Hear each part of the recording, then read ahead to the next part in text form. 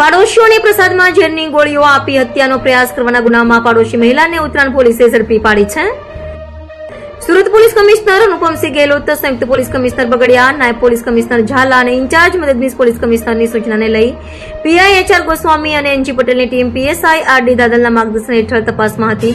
ત્યારે ઉત્તરાયણ શાલિગ્રામ સ્ટેટ્સમાં રહેતા પરિવારને પ્રસાદમાં ઝેર આપી હત્યાનો પ્રયાસ કરવાના ગુનામાં પાડોશી મહિલા એવી ઉષાબેન મહેન્દ્ર નાકરાણીને ઝડપી પાડી સળિયા પાછળ ધકેલી દીધી હતી.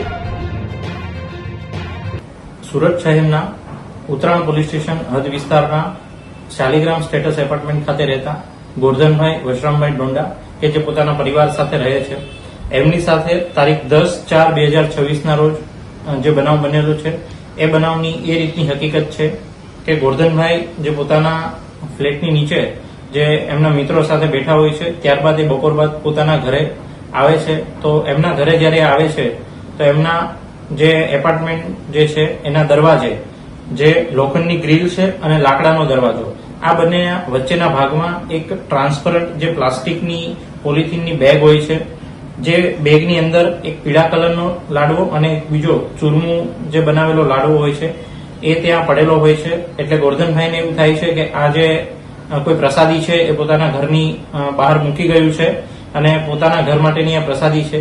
એટલે એ પ્રસાદી લઈ અને ગોરધનભાઈ જે છે એ પોતાના ઘરે જાય, અંદર પ્રવેશ કરે છે. અંદર એમના પત્ની, એમના દીકરાની વહુ અને એમની પૌત્રી આ પણ હાજર હોય છે. એમાં ગોરધનભાઈ જે છે આ પ્રસાદી જે છે એની અંદરથી થોડો જે પ્રસાદી છે એ ગ્રહણ કરે છે અને એમના દીકરાની વહુ પણ જે છે એ આ પ્રસાદી થોડી લે છે. એમના ગોરધનભાઈના ધર્મપત્ની અને એમની પૌત્રી જે છે આ પ્રસાદી લેતા નથી. હવે આ પ્રસાદી લીધા બાદ ગોરધનભાઈ જે છે એ ફરીવાર પોતાના મિત્રો સાથે બેસવા માટે નીચે ચાલ્યા જાય છે. થોડીવાર પછી એમની તબિયત જે છે એ બગડે છે અને એમને એ બેભાન અવસ્થામાં હોય છે. એટલે એમના મિત્રો જે છે તાત્કાલિક સુરતની જે ખાનગી હોસ્પિટલ છે એમના ખાતે એમને લઈ જવામાં આવે છે અને પરિવારને આ બાબતની જાણ કરવામાં આવે છે. થોડા સમય બાદ એમના દીકરાની જે વહુ છે એમને પણ આ પ્રસાદી લીધી હોવાથી એમની પણ હાલત જે છે એ બગડે છે અને એમને પણ એ જ રીતે ખાનગી હોસ્પિટલ ખાતે સારવાર માટે ખસેડવામાં આવે છે. ત્યારબાદ એમના દીકરાની વહુ જે છે એની સારવાર બાદ એમને રજા જે આપી દેવામાં આવે છે અને એમાં પ્રાથમિક તબક્કે એનું થોડું નિવેદન લેતા એવું જાણ થાય છે કે આ રીતની કોઈ પ્રસાદી એમણે લીધેલી હોય છે. ત્યારબાદ ગોરધનભાઈ જે છે એમની જે તબિયત જે છે એ સ્થિર થતા એમને પણ જયારે હોસ્પિટલમાંથી રજા આપવામાં આવે છે અને આ બાબતે જયારે એમના પરિવાર સાથે ચર્ચા કરી અને જયારે એમનું નિવેદન લેવામાં આવે છે ત્યારે એમને આખી વિગતવારની જે હકીકત છે એ સામે આવે છે કે એમણે જે પ્રસાદી પોતાના ઘરની અંદર લઈ ગયા એ પ્રસાદીના લાડવાની અંદર કોઈ એવું તત્વ હતું કે જેના લીધે આ જે છે એ એમની સાથે જે છે એમની તબિયત આ રીતની ખરાબ થાય છે.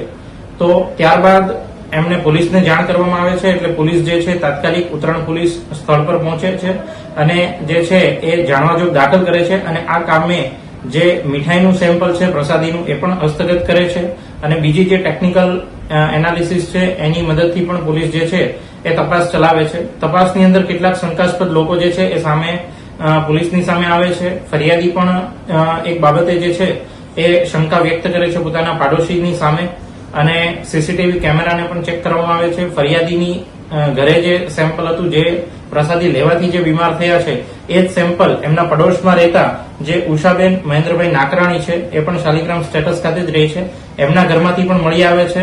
આ શંકાસ્પદ વસ્તુ છે એટલે એ નમૂનો પણ એફએસએલ ખાતે જે છે એ સેમ્પલિંગ માટે જે છે મોકલવામાં આવે છે.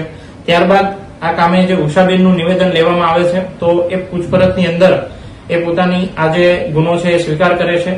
એમાં આ કરવા પાછળનું કારણ એવું છે કે એમની જે દીકરી છે એમણે થોડા સમય પહેલા જે પ્રેમ લગ્ન કરી લીધા હોય તો એમનું એવું માનવું હતું કે આ જે સામેનો જે પરિવાર છે, જે ફરિયાદીનો પરિવાર, એમનો આમની પાછળ હાથ છે અને એમનું મન દુઃખ રાખી અને એમણે જે છે એ આ પ્રસાદીના જે લાડવા હતા એની અંદર જે ઊંઘની જે ગોળીઓ છે એ ભેળવી અને એમના જે ફરિયાદી છે એમના ઘરના દરવાજા આગળ મૂકેલ હતી. તો આ કાપે અત્યારે જે આરોપી છે એમના પાડોશી છે ઉષાબેન મહેન્દ્રભાઈ નાકરાણી, એમની કાયદેસરની કાર્યવાહી છે એમની સામે કરવામાં આવી રહી છે અને જે ઉત્તરાયણ પોલીસે જે છે એ તાત્કાલિક આ ગુનાના કામે પોતાના તપાસની ટીમ છે એને એક્ટિવ કરી અને આ ગુનાનો જે છે એ ભેદ અત્યારે ઉકેલી નાખેલો છે.